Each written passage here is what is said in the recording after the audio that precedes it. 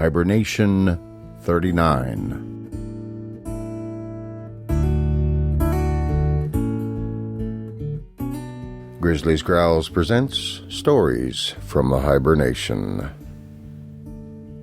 Monarch, the Big Bear of Tallac, by Ernest Thompson Seton, as read by David Grizzly Smith.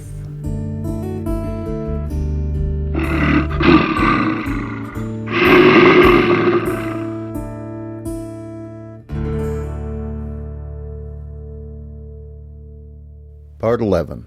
The Ford. Gringo, savage but still discreet, scaled the long mountainside when he left the ruined camp, and afar on the southern slope he sought a quiet bed in a manzanita thicket, there to lie down and nurse his wounds and ease his head so sorely aching with the jar of his shattered tooth.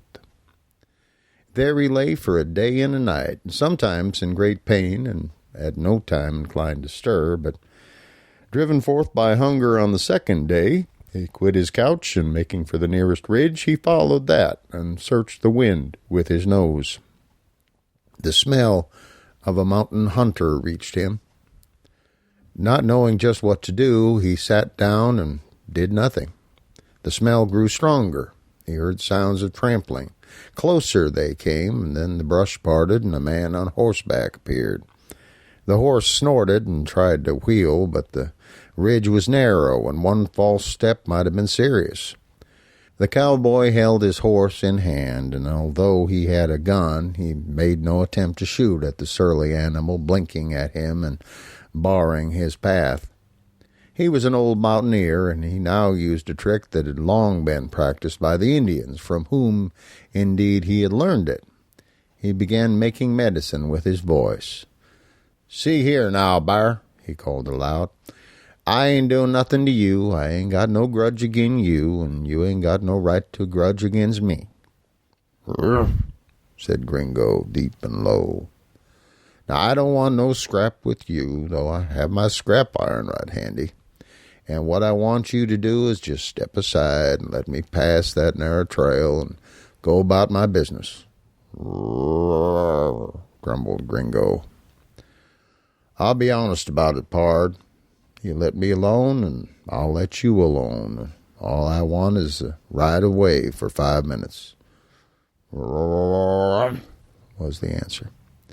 "I see there's no way around, and only one way through, and you happen to be setting in it. I got to take it, or I can't turn back.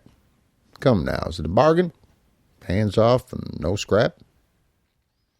It is very sure that Gringo could see in this nothing but a human making queer, unmenacing, monotonous sounds, and so, giving a final gruff, the bear blinked his eyes, rose to his feet, and strode down the bank, and the cowboy forced his unwilling horse past the place. "Well, well," he chuckled, "I never knowed it to fail. That's what most bears is like." Now, if Gringo had been able to think clearly, he might have said, "This is surely a new kind of man."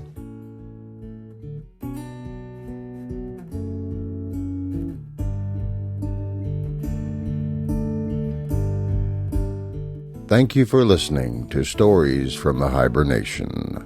Comment on the website at grizzliesgrowls.com.